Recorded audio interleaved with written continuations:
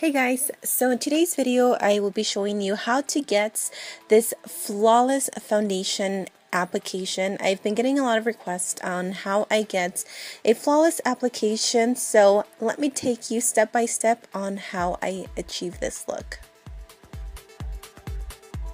So first things first, we want to exfoliate our face. I use the St. Ives Fresh Skin. It has little exfoliating beads which makes my skin really smooth.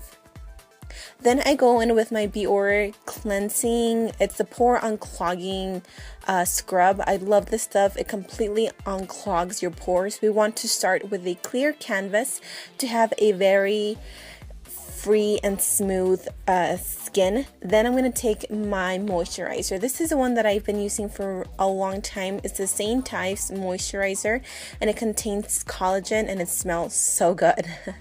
Then I'm going to go in with my Maybelline Baby Skin Instant Pore Eraser. This is just going to fill in any pores. I personally have pretty large pores around the T-zone because I do have oily skin, so I highly recommend that you start with some sort of primer. This is just going to let the foundation sit on your face a lot better, and it's not going to move around throughout the day. It's just going to kind of adhere to your skin, and it's just going to give it a more clean look.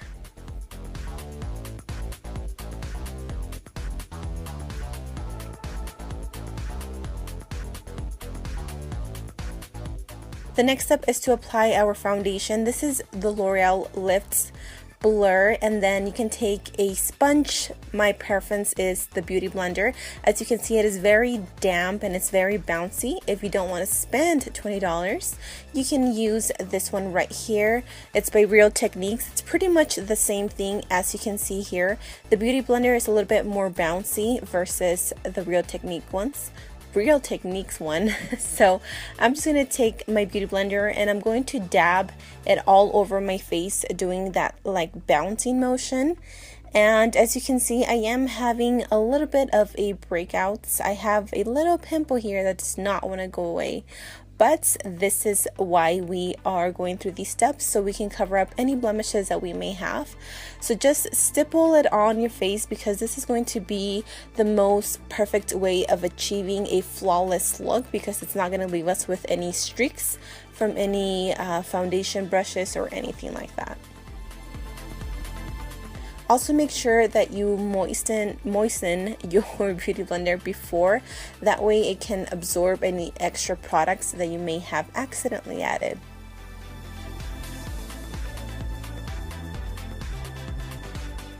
Then here I'm just going to be taking a concealer brush, and so you can take anything that you have. You can even use your fingers. I will be using this Boing concealer. This is my favorite one. Now if you don't want to splurge on this, I highly recommend this one by Hard Candy. It's the Glamouflage. It's a very heavy duty concealer. It's really good and it's pretty affordable. It's around $6. This time I will be using my Boing because it is pretty close to my skin color and I want to correct any blemishes. So I'm just going to take that on my synthetic brush and I'm going to again just dab it on any blemishes that I want to hide.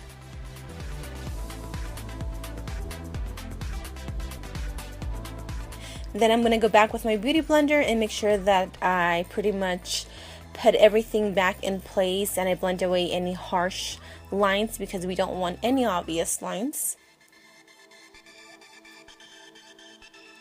Then I'm going to be taking any concealer. This is totally optional, but this is just my step for getting that flawless finished look. This is the Fit Me Concealer and Sandy Beige.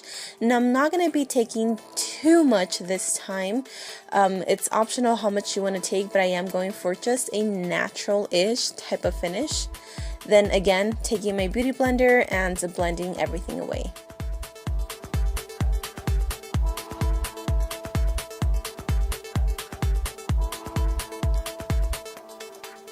Now next we are setting our foundation. This is the NYX Stay Matte But Not Flat. This is my absolute favorite powder, and I will just be applying this everywhere on my face, especially concentrating it on the T-zone again because they do tend to get pretty oily, and this is also going to help set our foundation, our concealer, and prevent anything from getting too oily.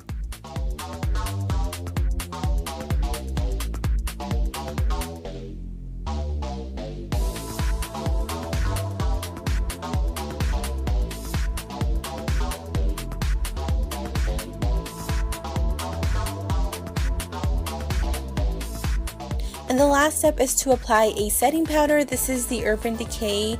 I don't remember what it's called, but I will leave it linked down below, but this is specifically for oily skin, and this really helps just keep my face mattified, and this is a step that I also really recommend. So that is pretty much it.